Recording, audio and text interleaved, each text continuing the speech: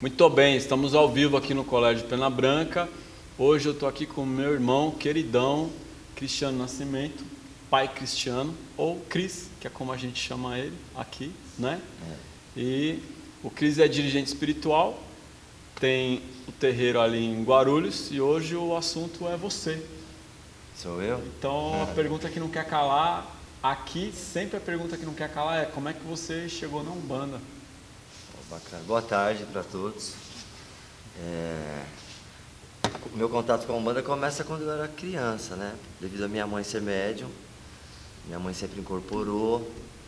Desde a adolescência dela, quando ela morava no interior de Minas, ela já tinha algumas manifestações assim bem importantes, mas devido a ela morar numa cidade muito pequena, onde não tinha muito recurso, enfim, cidade de 3, 4, 5 mil habitantes, ela foi até levada ao médico algumas vezes, assim, chegou a ser internada em psiquiatria, devido a esses fenômenos que aconteciam com ela, e ela, enfim, não tinha muita orientação, né? Aí, passado um tempo, ela vem para São Paulo, já mais jovem, com 18, 19 anos, e começa a frequentar uns templos de Umbanda, trabalhou em alguns, mas ela tinha dificuldade de se adequar, acho que por afinidade mesmo de ideologia, enfim, alguns trabalhos, ela acabou se deparando com alguns dirigentes que cobravam por atendimento, enfim, ela acabou deixando isso de lado e foi tocar a vida dela em outros aspectos. De vez em quando, os guias dela vinham em casa e davam uns passes na gente lá. Vinha Baiana. Eu lembro muito da Baiana. Assim, Qual o nome dela? O nome da minha mãe? Da Baiana. Da Baiana é Inácia. E da sua mãe? Da minha mãe é Maria Osória. E o nome da Baiana é Maria Inácia. E aí eu lembro desse contato de pequenininho, tomando um passe assim com 6, 7, 8 anos de idade, assim. E aí depois parou, né? Teve um vácuo no tempo muito grande. Aí só depois que eu tive lá os meus problemas com droga, tudo que eu me internei. Que é uma história muito forte, assim, daria para num outro bloco a gente só tratar isso, assim, que aí é uma pegada nessa questão, assim, né? Principalmente a relação que a Umbanda teve com o meu renascimento, vamos dizer assim, né? Eu tenho 2 datas de nascimento, 2 de fevereiro e 6 de março, que foi o dia que eu me internei. 2 de fevereiro? 2 de fevereiro eu nasci, Sou filho de Iemanjá e sou nascido no dia 2 de fevereiro. E aí, dia 6 de março. De que ano? De 2002, foi quando eu me internei. Foi quando eu disse, chega, eu falei, me interna aí que eu não estou dando conta, não aguento. Sofrendo demais. A gente tem algumas histórias fortes, assim, a história do bispo, a história do Davi Veronese, e se eu estou falando é porque todos vocês já contaram a história de vocês, que não seria eu que iria revelar isso. Mas é muito bacana, né? Foi importante, muito importante para mim. Além da Umbanda como um todo, tem a figura especial do seu Zé, né? Que me pegou pela mão, literalmente mesmo. Então conta pra gente como é que é isso aí. Então aí eu saio da clínica. Antes de me internar, pelo desespero da família, me ofereceram diversas possibilidades de religião, assim. Todo mundo desesperado queria me levar para tudo que é lugar. Mas eu não estava pensando nem em mim, como é que eu ia pensar em Deus, enfim, não tinha abertura. Aí quando eu saio da clínica, no dia 6 de julho, fiquei 4 meses internado, 4 meses certinho. No dia 6 de julho, quando eu saio da clínica, eu começo a frequentar a Irmandade de Narcóticos Anônimos, e através de um companheiro de Narcóticos Anônimos, ele me leva para conhecer um terreiro de Umbanda onde ele era médium. Falei, trabalho num terreiro aí, você não quer lá conhecer? Eu falei, vamos embora. Aí fui na Casa de Caridade do Caboclo Batuara, que é um terreiro que existe há 54 anos, lá em Guarulhos. O nome da rua é o nome do caboclo, pra você ter uma ideia. Batuara.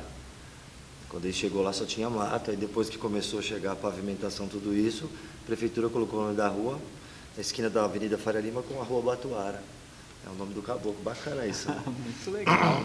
E aí eu entrei, acho que foi a manifestação mediúnica mais intensa que eu tive, assim.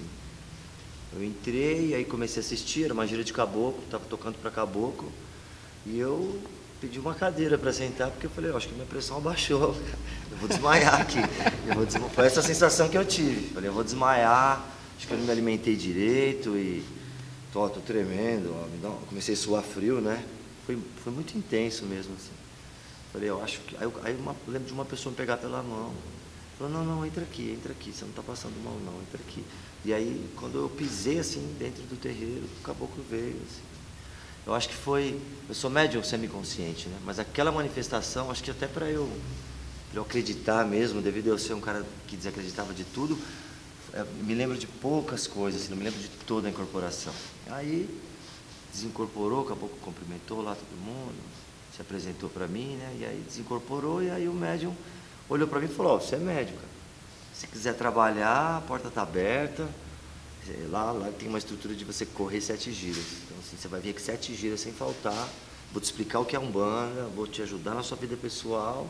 E no final dessas 7 giras, se você achar que aqui é o lugar, você entra. Legal. Aí eu fui às 7 giras, toda gira a gente acendia uma vela, pedindo para Deus se esse era o momento, se essa era a hora, para ter essa certeza. E aí entrei, fiquei um ano cambonando, depois fiquei um ano me desenvolvendo. Depois que comecei, os meus guias começaram a atender. E aí foi. Durante esse processo, o José Plinter demorou para incorporar em mim. Eu via muito ele próximo de mim, eu sonhava bastante com ele. A gente tinha uma ligação muito forte assim, de intuição. Era só me concentrar, acender uma vela, fazer uma prece, que ele já começava a conversar comigo e foi me orientando. Assim, não me falava nada de religiosidade, ele falava coisas da vida mesmo. Assim, ensinamento da vida, coisa pessoal.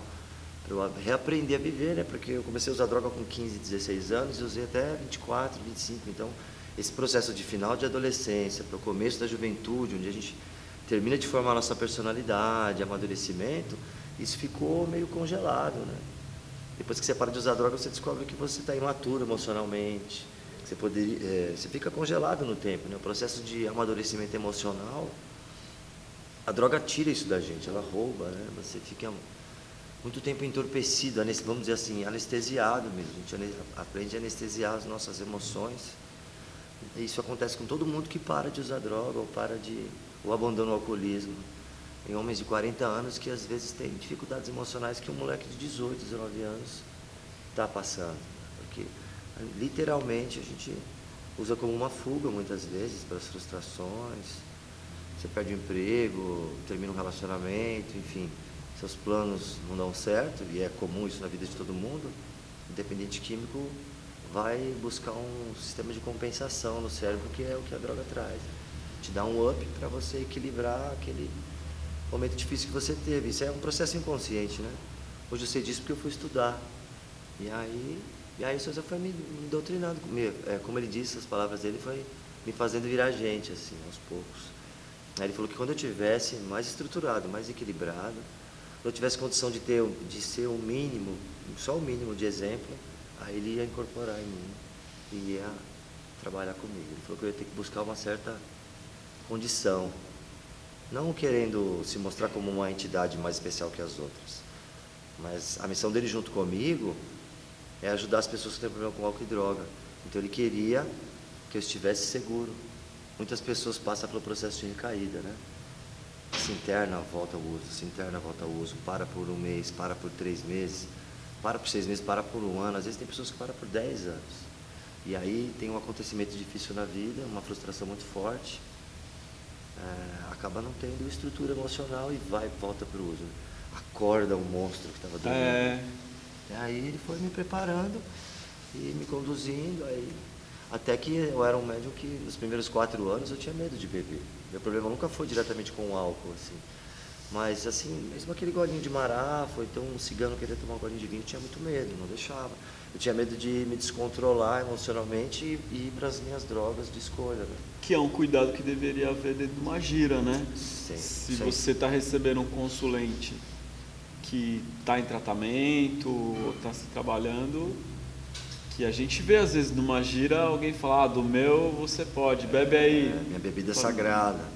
É verdade, mas ali tem algo. E às vezes é um gatilho, né? É um gatilho. É um gatilho. Às vezes aquele médium ou aquele consulente que só sente o cheiro do álcool. O cheiro. Só de sentir o cheiro já dispara aquilo que a gente chama na psicologia de memória eufórica. Então o corpo já reage como se ele tivesse bebido. A pessoa se arrepia, começa a ter uma sensação de fissura, que a gente chama, né? E aí ela sai da gira e vai para o bar. Olha que associação negativa, né? Às vezes por falta de esclarecimento, de conhecimento. A pessoa sai e fala, poxa, eu não aguentei. Tem que haver um cuidado, Tem que haver um cuidado muito grande, né? E com a sua mãe, com as entidades dela nesse período? Então aconteceu uma coisa que foi muito especial para mim, assim, porque minha mãe, devido às frustrações com as pessoas as quais ela conheceu no caminho espiritual dela, que já aqui em São Paulo, ela como acontece com muita gente, né, se desacredita do ser humano e às vezes, não vou trabalhar mais em lugar nenhum, porque é muita palhaçada, coisa desonesta. Meu pai também não era muito a favor, então isso também contou. Quando eu entro na Umbanda, e depois de uns 7 anos mais ou menos trabalhando no Batuara, que eu fui preparado para abrir meu terreiro, eu convidei ela. Falei, estou começando agora, vou abrir o terreiro agora e eu gostaria que a senhora estivesse comigo, minha mãe, né, minha referência, enfim, esteve comigo sempre, nunca me abandonou com droga, nada disso.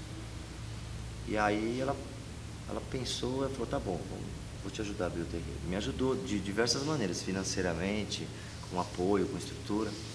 E aí, na primeira gira, minha mãe de santo e alguns irmãos do terreiro foram comigo lá abrir o trabalho, né? Então, quem chegava falava, nossa, que terreiro grande, mas a gente era em 15 só.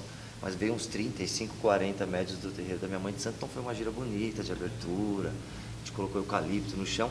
Aí, enfim, aí veio a baiana da minha mãe, a Inácia. Aí ela me deu um abraço assim e falou, muito obrigado. Fazem 20 anos que eu estou esperando, eu me emociono porque eu sou chorão demais. Fazem 20 anos que eu estou esperando essa oportunidade de voltar a trabalhar. E em você eu confio. Então, minha média vai voltar a trabalhar. E aí, me deu segurança, né, como filho, né? E eu fiquei feliz de ajudar no resgate espiritual, assim, da retomada da minha mãe na missão espiritual dela. E ela trabalha comigo até hoje. A baiana dela atende. Aí, linhas que ela não tinha desenvolvido, antigamente como Pombagira, por exemplo, que naquela época ela tinha um preconceito, ainda tem hoje, né? Antigamente a gente sabe que tinha mais, né? Aí a Pombagira dela veio, se apresentou, chama Pombagira Rosa Morena da Noite. Nunca tinha diferente assim, né? Aí ela se apresentou. Que lindo, né? E aí foi, né? O preto velho dela tem o mesmo nome que meu preto velho, Pai João da Mata. E eu não, foram coisas que a gente foi descobrindo, porque eu não tive acesso aos nomes dos guias da minha mãe, eu lembro da baiana só. Então, quando a gente abriu o terreiro, que teve a primeira gira de preto velho, eu falei, mãe, meu preto velho é o Pai João da Mata. Aí ela começou a chorar, eu falei, puxa, o meu também é. E aí a gente foi se reconhecendo ali, mãe e filho, como médium, né? E ela me respeita como dirigente do terreiro, não confunde as coisas, me dá apoio. Ela é assistente social, então ela ajuda as famílias dos dependentes que nos procuram. Fornece uma estrutura de orientação para as famílias. E ela foi estudar dependência química por causa do problema que eu tive. Ela se formou com 60 anos de idade. Ela vem de Minas com 4ª série só, né? Naquele tempo era só isso que exigia.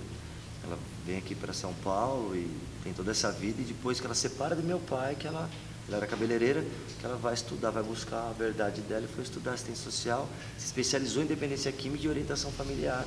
E ela trabalha com isso até hoje.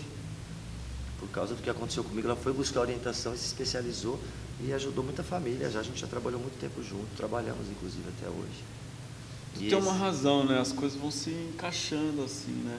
Eu entrevistei o Sr. Jonas aqui semana passada e o Sr. Jonas também tem um histórico de ter começado na Umbanda e aí ele viu uma cobrança dentro do terreiro. Por causa disso ele abandonou e de uns anos para cá ele também voltou.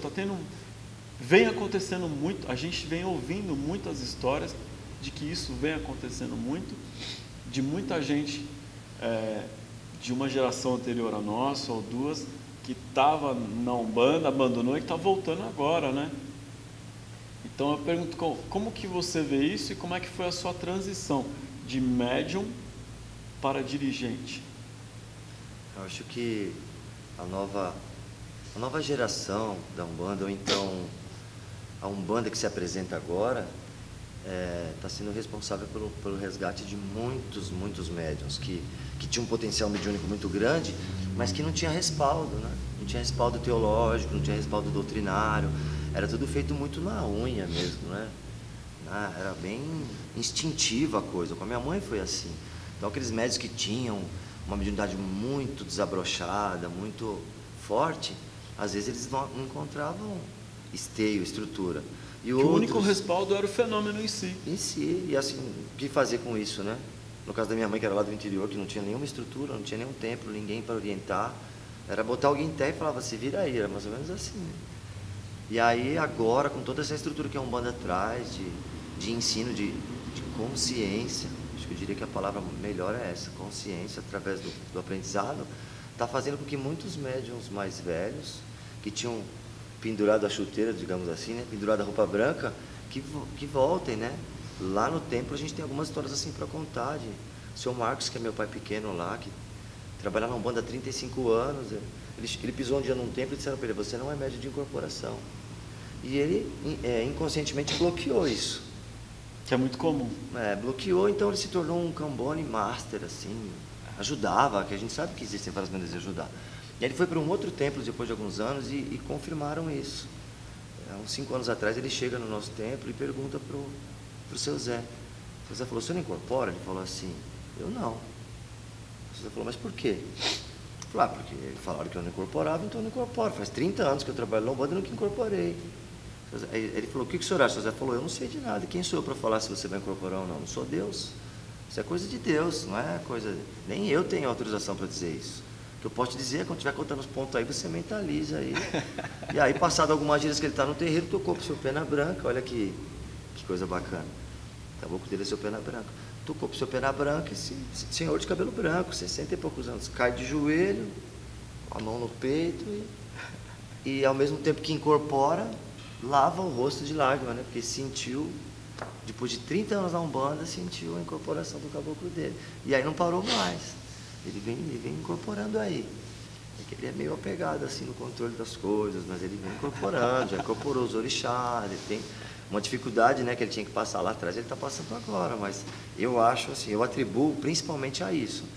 A estrutura que a religião de Umbanda oferece hoje, vários núcleos de ensino, uma conscientização maior, a quebra dos tabus, né, dos dogmas que ofereceram resistência, ainda oferecem, mas eu acho que o espaço que o pai Ronaldo Linares, o Rubens, você e tanta gente que se propõe a ensinar sem medo, né, sem preconceito, fez com que todo mundo sentisse mais segurança na Umbanda e voltasse a trabalhar, né, como um sentido da vida mesmo. Eu falo muito isso nas preleções da minha gira, que eu conheci algumas pessoas que trabalharam 15, 20, 30 anos na Umbanda e não desfrutaram do banquete, ficaram só comendo as migalhas que tinha em volta, assim, ó. Desfrutar do banquete é assimilar tudo aquilo e levar para a vida mesmo. Durante um tempo eu aceitei isso, não aceito mais. Minha vida é uma dentro do tempo, fora do tempo eu faço o que eu quero.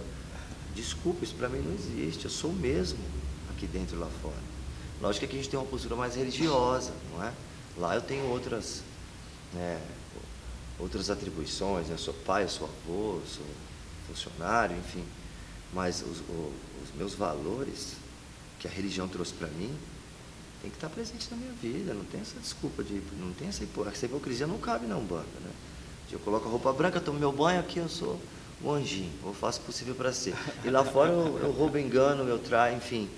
Longe de julgar qualquer pessoa, mas errar todos erram, né? Acho que o mais forte é viver a sua verdade, né? Não importa qual ela é. É isso aí. Né? Não fazer para o outro o que você não quer para você. Viver essa verdade e saber se tá bom, é isso que serve para você, porque o guia não está dizendo para você ser assim ou assado, mas para você viver bem, né?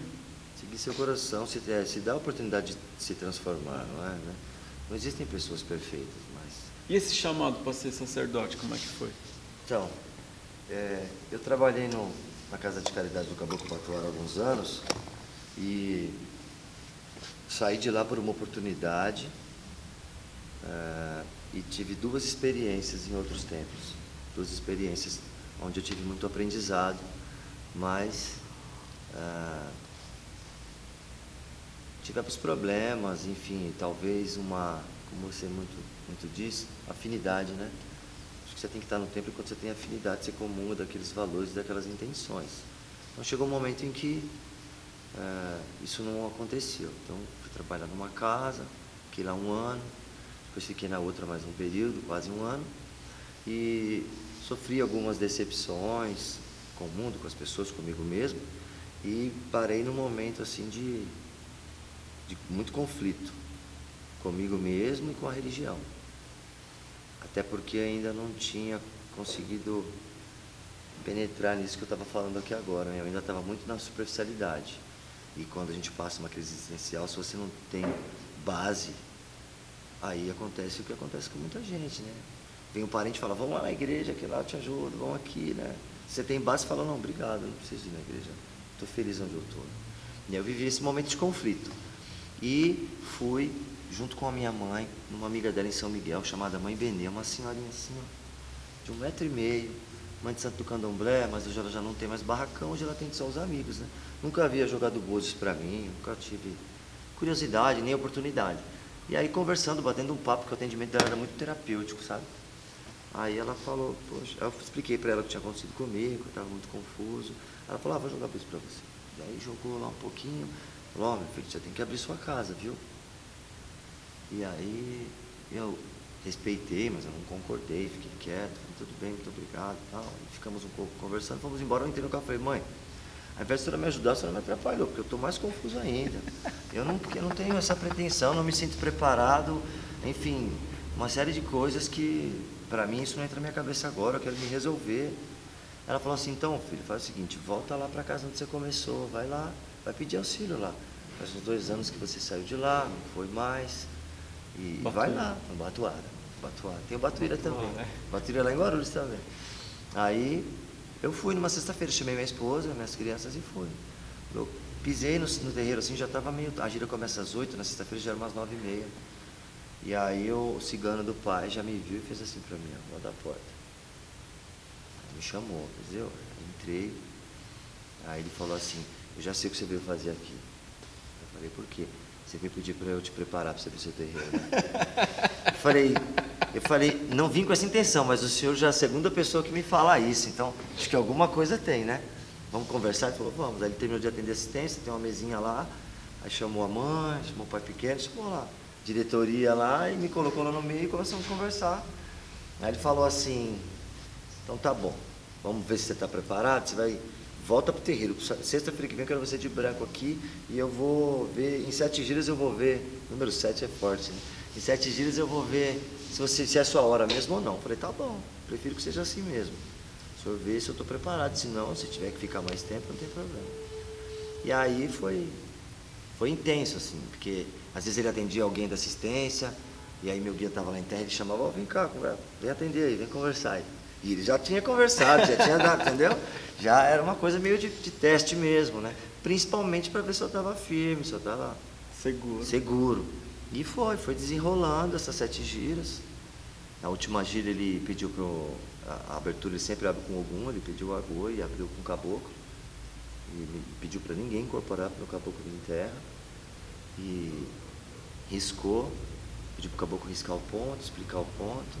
E se o caboclo concordava, que fosse marcado um dia, que conforme os fundamentos dele lá ele faz um recolhimento e tudo, para eu ser coroado, como ele diz, e depois abrir meu terreiro. O caboclo concordou com tudo, e aí foi marcada uma data, foi feito um recolhimento. Ele faz um recolhimento de 24 horas lá, saudando todos os orixás a noite inteira, rezando, tudo, com frutas. E aí depois ele, na hora da gira, ele apresenta a gente para a comunidade como um sacerdote novo, e saí dali no dia 11 de julho de 2008. Aí passou agosto, dia 20 de setembro a gente estava fundando o templo. E aí, sim, me sentindo despreparado. Sempre, imaturo, que todo mundo sente. Imaturo, né? Com muito medo, me perdendo às vezes até para abrir a gira, de nervosismo. Que é muito normal. Depois eu fui aprender que é importante a gente fazer as coisas certas, mas é mais importante ainda seguir o coração, né? Fazer com amor.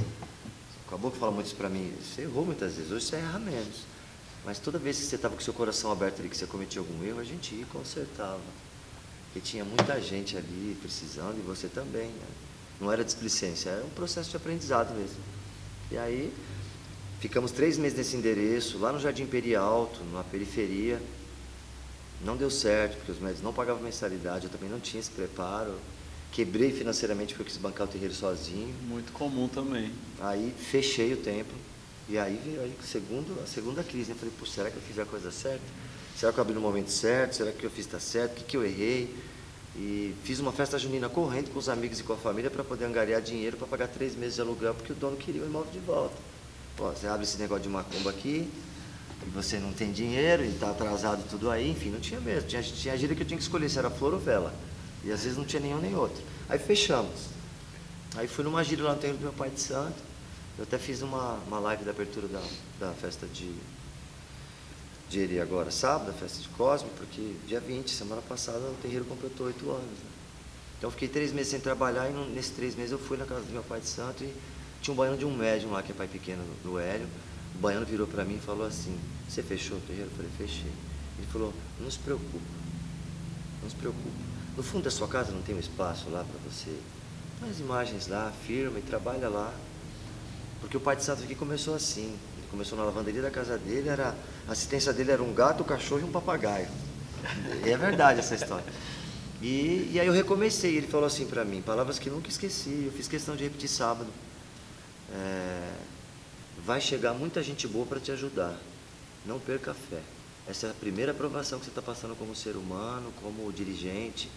E você um dia vai ter um terreiro tão bonito, tão grande quanto esse aqui. E fez eu olhar em volta. O terreiro do meu pai de santo tem mais de 200 metros, tem um terreiro com 50 anos. Eu falei, imagina, eu só quero um canto para trabalhar só. E aí, sábado agora, a gente comemorou o aniversário do terreiro na festa de Cosme e Damião. E quantidade não é qualidade, mas hoje a gente está com 120 médiuns lá. Muitas famílias, muitos amigos. E o trabalho começou a crescer. A gente foi para um salão de 35 metros, depois saiu do fundo da minha casa, depois fomos para um de 60 metros, depois fomos para um de 100 metros, e agora estamos num salão de 350 metros quadrados, com uma estrutura difícil de chegar às contas todo mês, mas a gente está chegando. E é gratidão, né? Gratidão, gratidão. Gratidão, minha esposa sempre do meu lado. Amor, tá assistindo a gente, ó. Te amo, viu? E sempre do meu lado a Vanessa, filha de Yansan. Eu sou muito emotivo, muito permissivo, e ela muito brava, muito autoritária. Mas no casal é assim que tem que ser, não é? É por isso que você tem o cósmico e o universal, né, meu irmão? É isso aí. Você tem o Oxalá com o Logunãs, tem o Oxum com o Xumaré, tem o Oxós com o Obá. Um completa o outro. É isso aí. Mas ela vem se lapidando, e eu também, né? Eu buscando ser mais firme quando preciso, e ela ser mais doce quando for possível, né? E aí estamos juntos aí. O terreiro fez 8 anos semana passada, esse processo de aprendizado, de crescimento. Muito bom. Cris, você acabou de passar uma experiência de morte e renascimento. Poucos dias atrás, ou poucas lives atrás, eu e o Márcio, a gente foi assaltado, a mão armada, até vim aqui falar, olha, fomos assaltados, será que o Exu não está protegendo? E toda vez que o médium passa um negócio desse, o povo vem em cima. E você passou, você estava comentando comigo ontem, anteontem? Domingo, anteontem. E eu acho, quer dizer, eu não acho nada, eu pergunto para você se é assunto, né? Quando eu estava comentando com você, eu não tinha, apesar de ter pensado muito a respeito disso, eu não tinha feito essa associação que você fez na hora ali, que eu estava contando para você mais ou menos o que aconteceu, né? Que é como se fosse essa experiência de morte e renascimento mesmo, assim, experiência que a gente pode às vezes olhar como uma iniciação, né? Porque em todas as tradições a iniciação mais forte é a iniciação de morte. Inclusive, até no coordenação, né? A camarinha, o bori, tudo, ele é uma morte. Até, inclusive, por isso recebe um novo nome, porque você nasceu de novo. E isso em várias tradições. E às vezes o que a tradição não te dá, a vida dá, né? Isso e aí é muito mais forte, né? Dentro do xamanismo também tem essa experiência, né, de morte xamânica, às vezes de doença xamânica também. Eu tive um princípio de overdose, tinha usado muito crack durante muitos dias seguidos, e eu precisei ser levado para o hospital. Fui levado para o Instituto do Coração com mais ou menos 270, 240, não me lembro bem, batidas por minuto. Já estava com a minha língua enrolando, já estava com as extremidades do corpo toda formigando e, acredito eu, se eu não tivesse sido socorrido rápido, eu acho que eu teria ido embora, né? Eu lembro que tomei uma injeção bem forte aqui de calmante, aqui, aí eu apaguei, né? Cheguei a falar, usou droga, usei. Enfim, essa experiência não foi tão marcante, porque inclusive eu continuei usando droga depois disso, né? Isso não foi o processo final do meu uso para recuperação, foi bem no meio. Agora, essa experiência que eu passei na sexta-feira, que antecedia o Dia dos Pais, e uma coisa curiosa, que eu nem comentei com você, na sexta-feira tem uma turma de teologia que está terminando. E lá no final do conteúdo, antes de falar de magia, das literaturas, do encerramento do curso, a gente fala de sacramentos, ritual fúnebre, né? Casamento, batismo e ritual fúnebre. E aquele dia eu tinha dado uma aula falando sobre ritual fúnebre, falando sobre morte, como é que a Umbanda encara a morte, fiz também um paralelo com o espiritismo, enfim, com outras crenças. E me lembro muito bem que eu disse, assim, com toda a tranquilidade do mundo, que eu não tinha medo de morrer. Falei, eu tenho medo de como vai ficar minha esposa, meus filhos, se eu tenho uma estrutura bacana para deixar para eles, né? Caso eu venha desencarnar, venha morrer. Eu falei, gente, eu não tenho medo de morrer, estou tranquilo, está tudo certo. Terminei a aula, fechei o terreiro e eu ia comer uma pizza na casa de 2 médias do templo que vão se casar. E aí, vamos lá. Você e sua esposa? Eu e minha esposa. As crianças foram com elas no carro. Falei, vamos de moto? Vamos de moto. Ela não queria muito ir. Ela não queria ir. Não quero ir, quero ir para casa, não quero ir para casa. Mas de tanto que eu insisti, ela acabou indo. E aí, subimos na moto e 200 metros saindo do templo, a gente já sofreu um acidente. O pezinho da moto abaixou, ou então eu não levantei ele, não consigo me recordar agora. Como você sai fazendo uma curva para a direita, eu já saí. Primeira, segunda, terceira já tem uma ladeira e uma curva, né? Então peguei um certo embalo ali. E a hora que eu tenho que deitar a moto para fazer a curva para a esquerda, a moto não vem. É uma moto estilo chopper, né? Que a gente diz estradeira. Então os eixos dela são bem longe um do outro. E o pezinho, ela é bem baixa, então o pezinho pega no chão e ele não faz como as outras motos que dá um solavanco assim e o pezinho volta. Ele ficou. E assim, o que eu estou narrando agora em muito tempo aconteceu em fração de segundos, né? E aí, na hora da curva, eu fui indo assim de frente com o poste. E aí eu tive alguns segundos para descer uma marcha, né? Reduzir, brecar, tentar diminuir o impacto o máximo que eu podia, até a hora que eu vi que a gente ia de frente com o poste, eu joguei o corpo pro lado assim, aí eu e a Vanessa caímos. Você falou para ela? Eu ainda gritei, eu falei, nós vamos cair. E ela disse que pensou que eu já tinha falado para ela, né? Se em algum momento você vê que a gente vai cair, você pode bater a mão nas minhas costas e pular, e cair para trás, porque você está de capacete assim, você cai. O garupeiro, dependendo da batida, ele voa, né? Muito mais alto do que quem está dirigindo. Mas ela disse que pensou em fazer isso, mas falou, não, se ele vai cair, eu vou cair com ele. Aquele dia ela sai fogo, né? Quando ela acredita na gente, ela vai até onde tiver que ir, enfim. Aí caímos. A moto bateu no poste, bateu na nossa perna e saímos rolando pela avenida. E eu gritando, ai, achei que tinha quebrado a minha perna, enfim. E quando eu olhei para ela que eu vi que ela tinha quebrado o tornozelo, até parei de gritar, né? Ela tentou levantar para me socorrer, eu falei, não levanta. Levanta que você quebrou o seu pé, do jeito que está o seu pé, que assim o tornozelo dela virou para baixo, assim, ficou pendurado. E aí a parte que depois a gente começa a pensar naquele momento ali em que a gente está no chão, esperando chegar ajuda, totalmente entregue, né? Vulnerável, até você estruturar seu pensamento para ver que, poxa, não foi tão grave assim. Você passa por momentos de pânico mesmo, onde você flerta com a morte. E toda aquela coragem minha, alguns instantes antes, falando que eu não tinha medo da morte, caiu por terra, que eu estava chorando que nem criança ali, desesperado. Aí passou pela minha cabeça as minhas filhas, o meu neto, minha mãe, o terreiro. A gente ia fazer festa de Oxum no sábado, eu olhando para a outra e falei, puxa, amanhã é festa de Oxum. Né? A gente tinha alguns compromissos marcados, alguns rituais que a gente faz, enfim. Começou um a olhar para o outro, aí desceram 2 pessoas de um carro, que são verdadeiros anjos, né? Não sei de onde apareceram aquelas pessoas. O rapaz pegou a perna dela, assim, ficou segurando. Uma outra moça pegou nas mãos dela e ficou conversando com ela, falando, calma, eu estou aqui, respira fundo, pode apertar minha mão, fica tranquila. E eu tentando pegar o celular, que eu estava com dor, mas não estava que nem ela. Liguei para alguns amigos para vir nos ajudar. E aí chegou o resgate, teve todo aquele processo de socorro. E uma outra coisa marcante, no momento em que ela ia no resgate para o hospital, tinha um bombeiro e uma bombeira. A bombeira olhou para ela e falou assim: por que tinha um monte de gente chamando de mãe?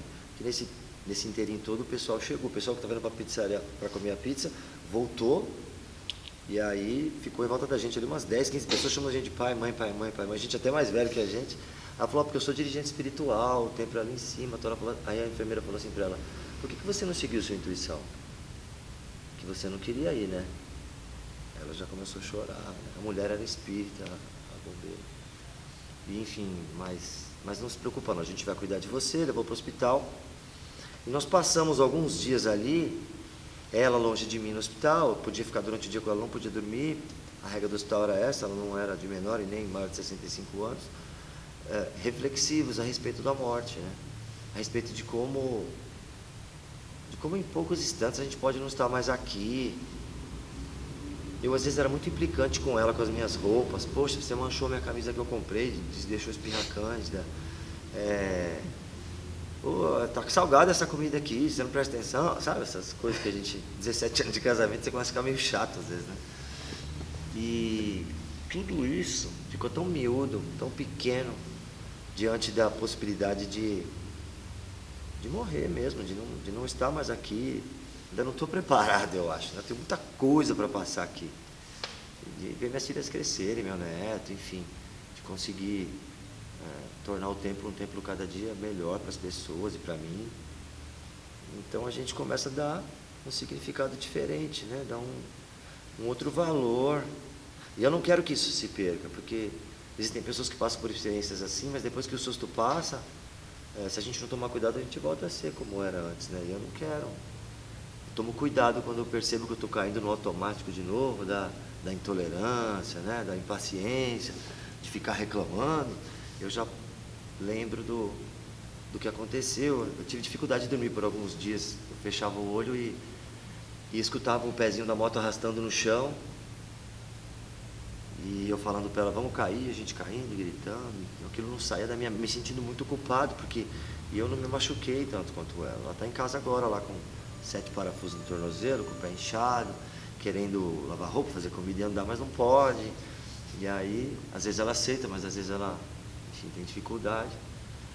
E eu acho que esse tipo de experiência, o olhar que você tinha falado para mim, eu cheguei em casa e falei para ela, quando você falou, é como se fosse uma iniciação, né? É verdade mesmo, é como se fosse... Quem é você agora, né? Então, o que Quem é você diante da morte? O que é você e sua mulher diante da morte? O que é Umbanda? O que é espiritualidade? E o que vai ser agora, daqui para frente, né? E em contrapartida com o olhar raso do outro, né? Era uma demanda, você estava sem proteção. Em vez de agradecer que está vivo, agradecer que estou vivo ou reclamar que caí? Tudo ao mesmo tempo agora. Isso se chama vida. E você escolhe qual é o olhar que você vai ter.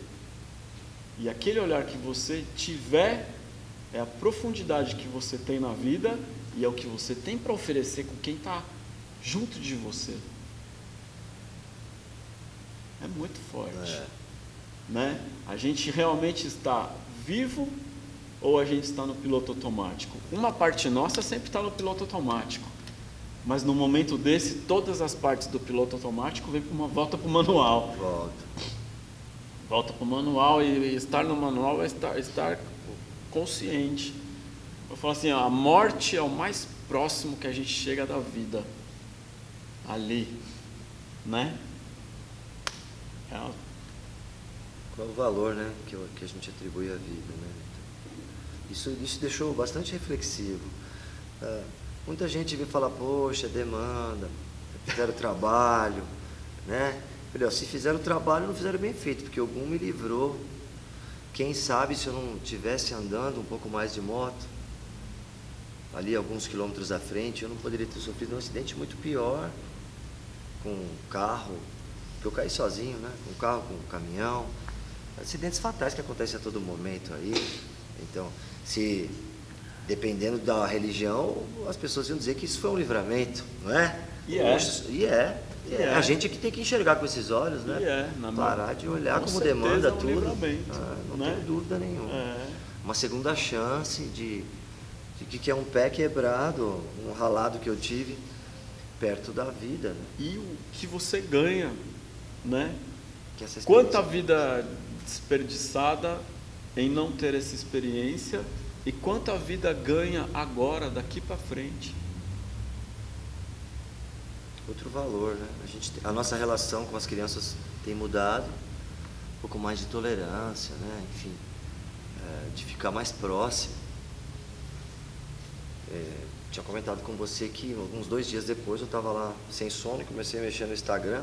Lembrei, acho que era tem um grupo lá de Cabala, o Cabalá, no Instagram que eu sigo, né? Sempre passa umas mensagens bacanas e aí apareceu uma mensagem lá assim: não existem acidentes.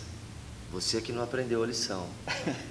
Não aprendeu a lição ainda, né? Porque quando você aprender a lição, você já entende que não é um acidente. Então, sempre tem um propósito, né? De amadurecimento, de valorizar a vida, de valorizar as pessoas, os momentos, aquilo que realmente vale a pena viver. Ficar desperdiçando tempo com coisa que muitas vezes é inútil, né? Não vai trazer nada de positivo. Acho que eu tenho procurado passar isso para as pessoas, à medida que eu vou assimilando tudo isso, que a experiência é individual, né? Já conheci algumas pessoas que passaram por experiência de quase morte e cada a maioria delas dizem que atribui um outro significado à vida. Então, ela está mais perto da gente do que a gente pensa, né? Muito perto. No final das contas, o sentimento é de gratidão, de ter tido força para encarar essa situação, mesmo nos momentos de fraqueza, de desespero, de desequilíbrio, e gratidão por ter a oportunidade de continuar vivendo, desfrutando da companhia das pessoas que a gente gosta e reclamar menos, bem menos mesmo. Faz muito sentido. Cris, onde é o terreiro? Pode passar, endereço, site, dia de gira e tudo mais, está em Guarulhos, né? Em Guarulhos, na Avenida Tiradentes, 4145. O bairro lá é Bom Clima. Próximo ali já do Parque Secap, que é conhecido. Próximo da Avenida Otávio Braga de Mesquita. Fica ao lado de um autopeças bem conhecido lá em Guarulhos também, chamado Carvan. Bem na beira da avenida. A gente tem convênio com estacionamento atrás do supermercado Sonda. Dia de trabalho é sábado, todo sábado às 5h30 tem gira. A segunda-feira e a última segunda-feira do mês, gira de esquerda, às 20 horas, das 20 às 22, por sinal é que mais enche. E de quarta-feira, toda quarta-feira tem trabalho de cirurgia espiritual, passe, com caboclo, preto velho, mentor, mineiro trabalhando lá. Mineiro aí. Sou João da Luz o nome dele. Tá chegando devagarinho, nunca tínhamos trabalhado com mineiro, mas ele chegou. Como é que é o arquétipo, assim, o estereótipo, o perfil? Caipira mesmo, assim, que fala bem caipira mesmo, bem aquele sertanejo, mas não que nem a gente conhece aquele sertanejo do cangaceiro, que tá no sertão, né? Aquele sertanejo mais de Minas mesmo, tipo do interior de São Paulo, uma coisa bem de porta, sabe? Cadarço, de falar assim, bem o caipirês mesmo, bem simples. A gente tô aprendendo ainda, estou conhecendo, né? Já tinha ouvido falar, mas nem... Um dia veio lá, sentado assim, às vezes ele parece preto velho, às vezes ele parece um baiano, que tem hora que ele fica de pé, tem hora que ele fica sentado. E ele fala assim, muito, muito simples, assim, de coisa simples. De vez em quando ele pede uma rapadura, e uma pinguinha, e um cigarrinho de palha. E estamos aprendendo a trabalhar com ele, assim, né? Bem amoroso, bem sereno, bem calmo. Dá uns passes e fala que gosta de cuidar do coração das pessoas e tal. E aí, às vezes, ele vai lá de quarta-feira também, acho que quando ele percebe que a doença é mais emocional, ele aparece lá. E a gente começou também agora a fazer um trabalho com animais na quarta-feira. Muito legal, em paralelo aqui tem um espaço reservado. Muito legal. Para atender. Eu sei que o terreiro do Pai Maneco, lá em Curitiba, tem um trabalho com animais. Eu dei algumas palestras aqui no Obreiros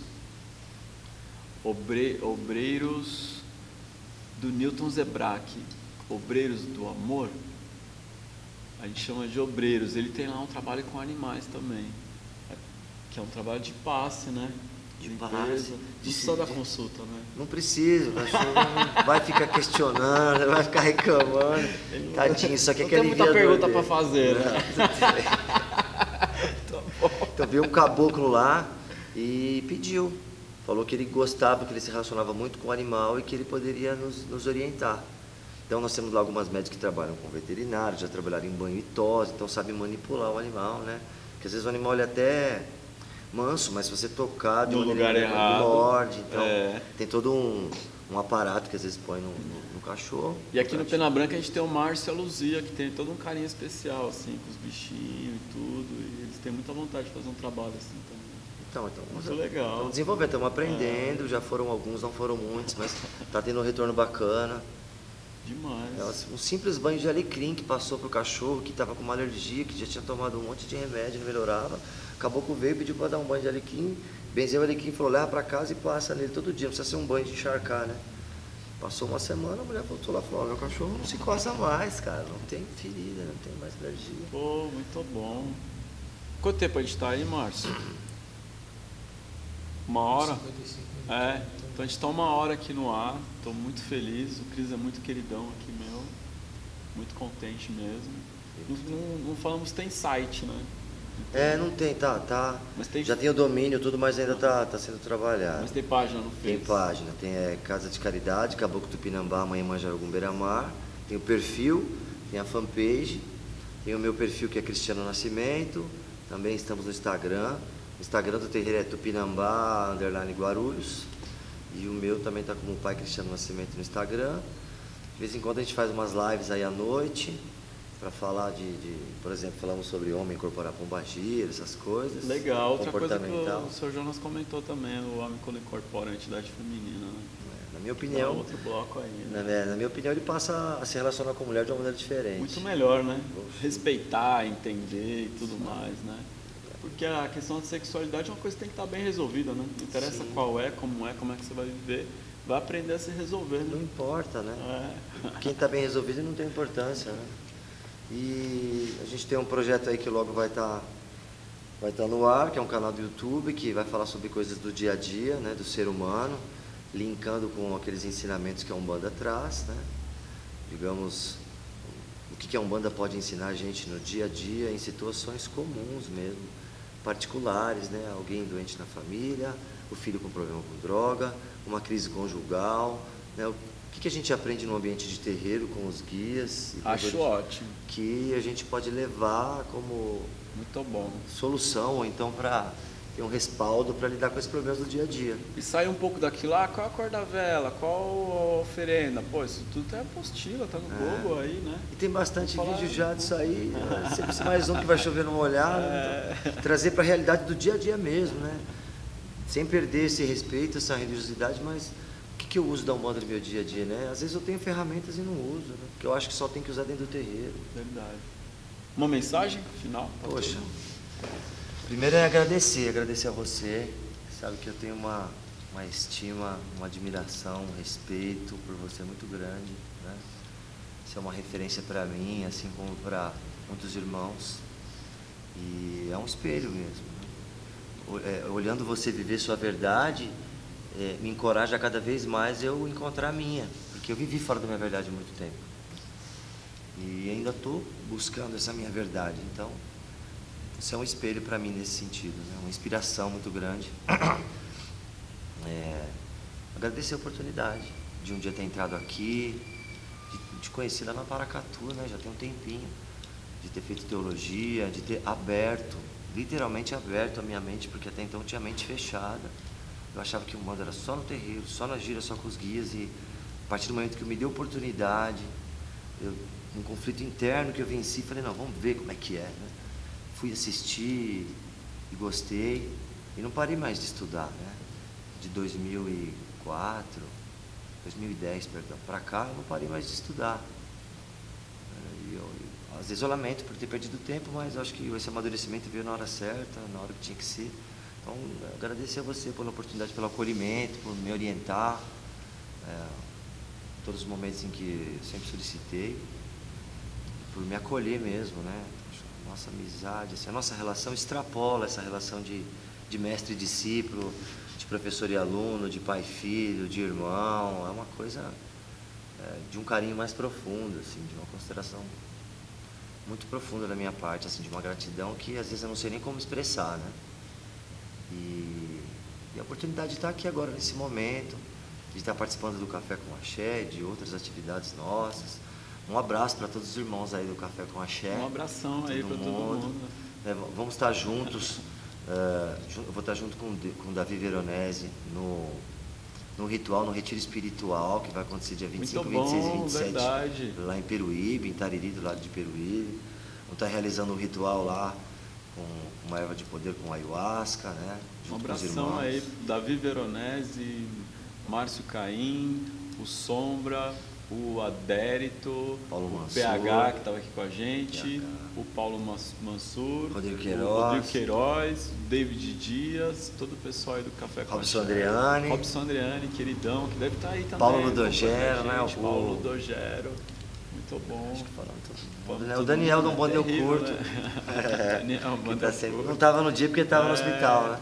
Também. Então é gratidão mesmo, gratidão por esses momentos que não tem paga, né? Esses momentos de aprendizado, de troca, não tem paga. Agradecer a Deus, ao Lorum, pela vida, pela família maravilhosa que eu tenho, pela relação boa que eu tenho com a minha mãe, com as minhas tias, com os meus avós, enfim, com a minha esposa, é uma relação muito boa que eu tenho com a minha esposa, de aprendizado.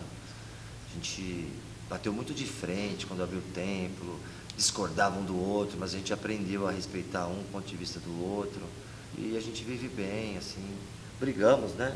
Temos os nossos desentendimentos. Que é humano, né? Faz parte, não somos iguais, que vira anjo, mas o amor é maior, o amor é maior, então é gratidão pela vida, o que eu ouvi, né? Celebrar a vida. Então hoje eu estou celebrando a vida aí. Gratidão, a mensagem é aproveitar a vida nos seus momentos mais simples, aproveitar a vida com gratidão, né? Quando tiver uma mesa muito farta, graças a Deus. Quando tiver uma mesa mais simples, graças a Deus também. Buscar sempre evoluir, melhorar. Se quiser mais coisas, vai buscar mais coisas, se for bom para você. Olha ela aí. Eu que agradeço, Vanessa, eu que agradeço, estou muito feliz, quero muito bem vocês dois, toda a família de vocês. Eu que agradeço também por você estar aqui. Eu também lhe admiro, eu também me espelho em você. Eu também sou muito grato pela nossa amizade. Muito obrigado, meu irmão. Muita gratidão por isso, por esse momento. Gratidão por vir aqui dar sua palavra. Vanessa, meu carinho por todos vocês, por toda a família linda que vocês têm. Muito obrigado. Acho que a gente encerra aqui. Muito grato a todos que nos acompanharam. Axé. Axé.